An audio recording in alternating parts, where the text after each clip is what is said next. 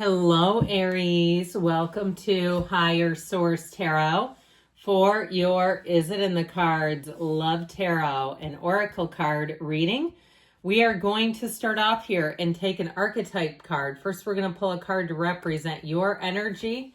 You have the Child Magical. Okay, the Child Magical. Light attributes are seeing the potential for sacred beauty in all things, the belief that everything is possible. So if you tend to be a half glass full person or a glass overflowing kind of person, which makes me think of even the Page of Wands. And I know on YouTube, people go, oh, pages, oh no. Yeah, they're not bad, okay? They're not. They're optimism, they're fun, they're adventurous, and that may represent you. The shadow attributes can be pessimism, depression, and disbelief in miracles, believing the energy and actions are not required for growth. And I would say if the shadow attributes are affecting you, you've got to detach from those, because if you're in that place, you know what kind of a match you'll attract. So look out for those, or even people around you. You know, when somebody walks into a room and says they're in a bad mood, I've heard Abraham Hicks tell people, run. Okay, you don't want to be around that negative type of energy. Now let's see what the person you're attracting. I'm going to pull from here. This represents their energy. Oh dear, I like them already. They've got the energy of the servant, the light attribute, delight in serving others with a free and loving heart. So somebody who's in a helping profession, if they're in some sort of medical profession, law enforcement, or really even like running an agency of some sort.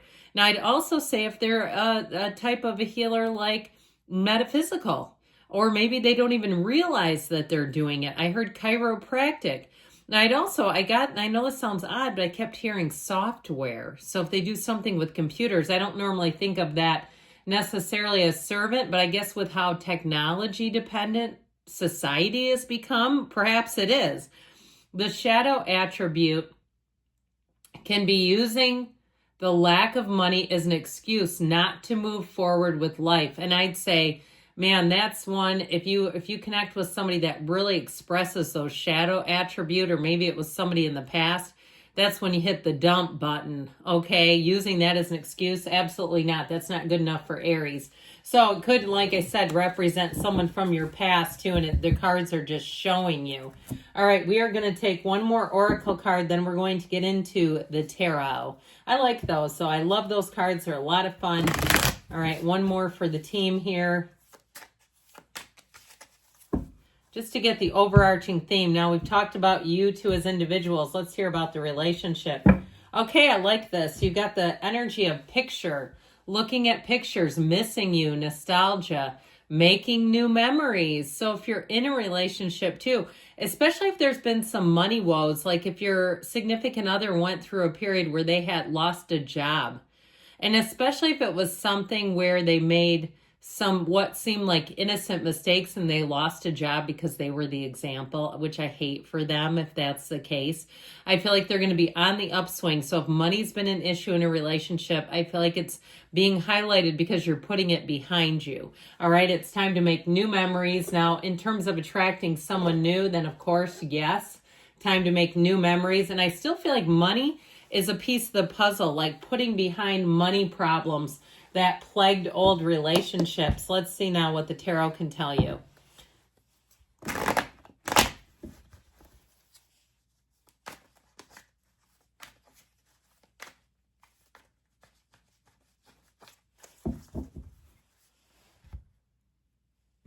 All right, 3 cards to represent your energy, 3 cards for the person you're attracting, 3 cards on the advice, your energy. The Wheel of Fortune, the Knight of Wands, and the 6 of Cups. Their energy is represented by the Queen of Swords, the 8 of Wands, and the 4 of Pentacles. Again, that money thing shows up here. And the advice, we've got the King of Wands, Strength, and the 9 of Cups. I feel like good things come to those who wait. I feel like it's been a long time coming. And your energy, talk about child, the magical child. With the 6 of Cups, you know, those are kids. So I feel like this person is going to bring out your inner child. It's going to connect with something. Even if you had a miserable childhood and you say, oh, I don't like to think about it, there may be some little bits and pieces that you connect with here that bring you just the amazement, the delight, the wonder that kids should have. I mean, trust me, I grew up in the 70s, and I mean, we were watching Amityville Horror when we were like 6. It was like that was okay. I would never let a kid watch a horror movie like that. But trust me, I know those secondary traumas by just a lack of supervision, because that's what I get. It feels like something like that, where you got exposed to a lot of things. So I feel like in this relationship, it sort of gives you shelter. It gives you comfort. It gives you protection and security, and allows you to kind of be raw, is what I heard. Meaning open, being vulnerable, letting your guard down, trusting someone, being able to be in that place of vulnerability that the 6 of Cups will bring you, where you know that you can trust this person. You know that you can leave your 4-legged loved ones, your dog, your cat, with them. You can leave your house with them, your key or whatever, and they can come and go as they please. You're not worried about what they're going to look at or see where you live. It's not like that. And even if you live in a place where you say, I've got some deferred maintenance, I don't want to be criticized, or, it's one of those. I once, many, many years ago, had someone I was dating, and my second stall in my garage was a little bit full. It wasn't crazy, but they made a comment about it, and it was kind of like, yeah, I don't really need that in my life. And they didn't even have a garage. So it's like, you don't really have any stuff. So anyway, back to you. But I do feel like if you had somebody who in the past you kind of were guarded, I feel like you're going to be able to let your guard down with this person. And if you're with them already, like I said, if there's been some kind of a money pinch on their end, I feel like things are going to move forward. Now you have here in a better way, where money is not such a key player in things. Now you have Scorpio, Leo is here twice, Aquarius, Taurus is here, fire, water, air, and water. Did I say that? Yes. So you have all the elements, and you have a king and a queen. So I do feel like with this Wheel of Fortune, get ready. If your dating life or your love life has been on hold, I heard like freezer. I saw literally a walk-in freezer. Okay, so if your love life has been frozen, it's time to meld, it's time to thaw, and with that Knight of Wands, you will take off running. The Knight of Wands and the Wheel are going to make things move fast and for the better. It's a relationship that evolves quickly. So if there's been some sort of a block or some kind of a condition that's been difficult to navigate, I do feel like you're going to get around it, circumvent it, and it's going to be far, far behind you quickly. It's like you don't stand still here. Now, for some of you, too, it may be about moving in together. The relationship moves quickly.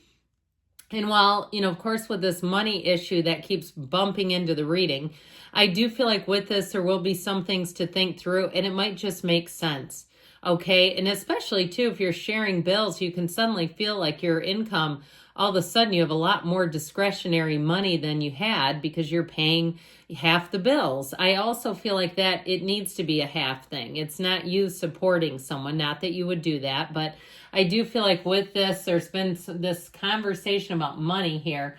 Now their energy with the Queen of Swords, the Eight of Wands, I feel like they make a decision, they make a plan, and this is the kind of person, once they make up their mind, they are going for it. Now, if they are on any kind of a diet, it could also be with the Four of Pentacles, not just a debt diet. It might be a mental diet. Emmett Fox, I always tell you about this, the 7-day mental diet, that if you haven't ever listened to it, that might be a good listen or a read.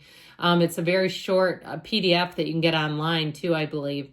So with that Four of Pentacles energy, something about them, they're very conservative in an area. Like I said, whether it's their thinking, their body, maybe after the new year, they said, I'm going to cut out alcohol. I'm going to cut out processed foods. I'm not going to eat stuff that's jammed with salt and other additives and plastics. Okay. I was drinking or eating regular syrup, and I said, I sometimes wonder what's in the sugar free.